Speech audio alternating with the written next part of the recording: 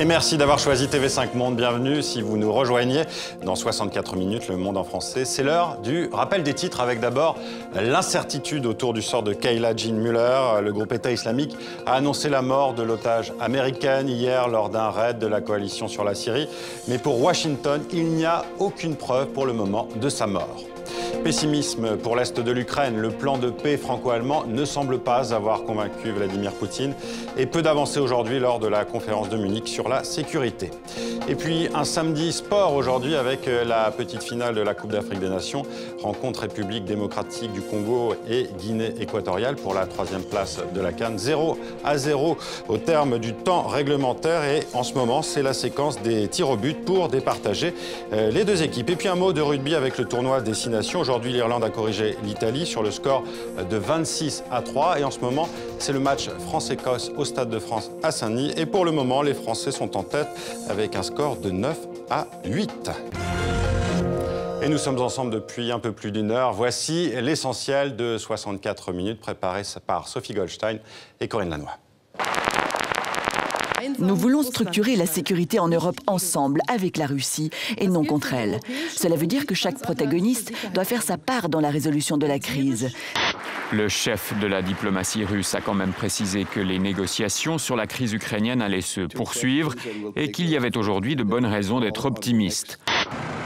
Tout a été réduit en miettes. Les Ukrainiens, à Donetsk comme ailleurs, sont donc contraints à attendre que Moscou et Kiev s'entendent pour faire taire les armes.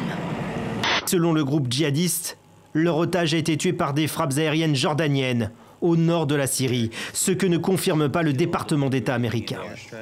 Cette torture a été parfaitement inutile en termes de renseignement. On a torturé pour rien en fait. Oui, inutile, gratuit. Et peut-être on torturait pour agrandir le budget de la CIA ou pour défendre les idées reçues sur la CIA, comme on voit, ou les idées de propagande, comme on voit dans le film Zero Dark Thirty, par exemple. Mais en fin de compte, les méthodes utilisées par le FBI et par les services de renseignement étrangers, plus douces, étaient en fait plus efficaces. Détestée, tout sauf populaire, cette proche de la présidente Dilma Rousseff a démissionné mercredi, emportée à son tour parce que l'on nomme déjà le plus grand scandale de corruption de l'histoire du Brésil. La CAF avait prévu à l'origine d'interdire au Maroc toutes les compétitions des clubs et de la sélection nationale jusqu'en 2022. Alors à côté de ces pénalités, l'amende d'1 million de dollars et la suspension du Maroc des 2 prochaines CAN en 2017 et en 2019 semblent un compromis acceptable. Pendant toute l'époque du colonialisme, il n'était qu'une seule version historique. C'était une version fabriquée par des hommes et par des blancs.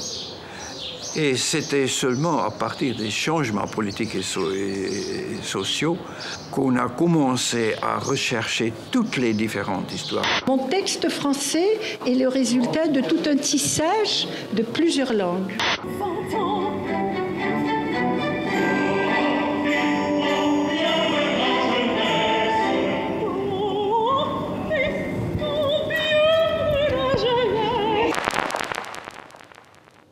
Voilà, c'était 64 minutes, Le Monde en français, votre grande édition d'information. Merci d'avoir été avec nous. Je vous dis à demain sur TV5 Monde.